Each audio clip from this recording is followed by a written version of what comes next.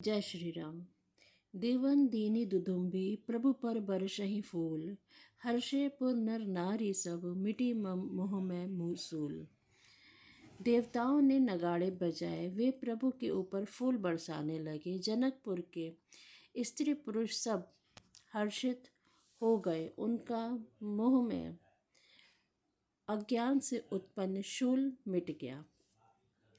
अति गह गह बाजे सब ही मनोहर मंगल साजे। जूथ जूथ मिली समूही सुनयनी, करही गान कल कोकिल बैनी। खूब जोर से बाजे बजने लगे। सभी ने मनोहर मंगल साज सजे। सुंदर मुख और सुंदर नेत्रों वाले तथा कोयल के समान मधुर बोलने वाली स्त्रियां झुंड की झुंड मिलकर सुंदर गान करने लगी।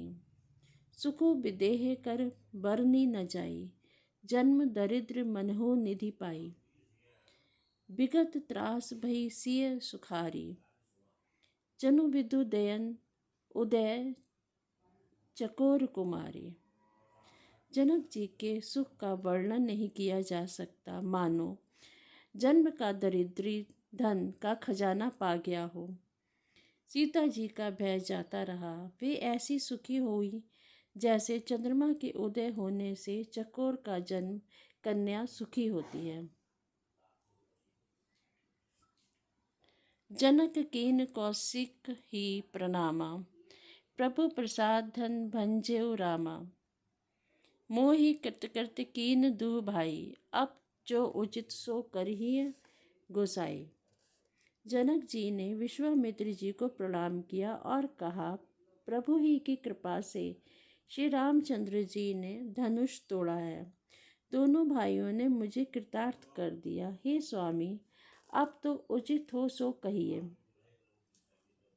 कह मुनि सुनो नरनाथ प्रवीणा, रहा विवाहो चाप अधीना। टूटत ही धनु भयउ विवाहो, सुर नर नाग विदित सब काहू। मुनि ने कहा, हे चतुर नरेश सुनो, यूं तो विवाह धनुष के अधीन था।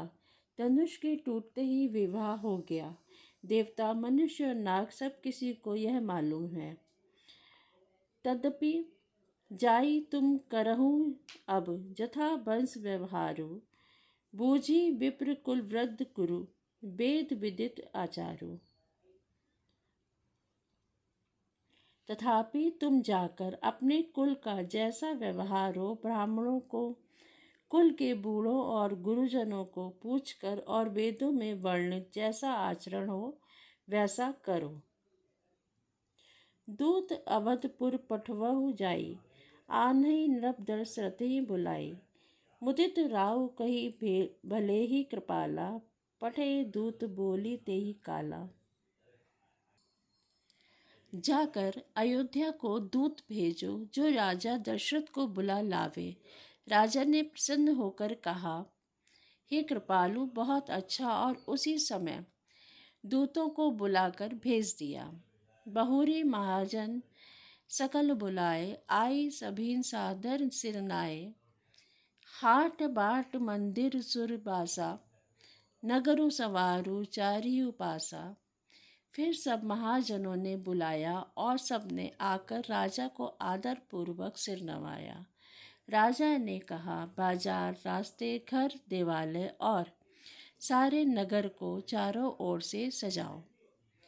हर्षी चले निज निज गृह आए, पुनि परिचारक बोली पठाए।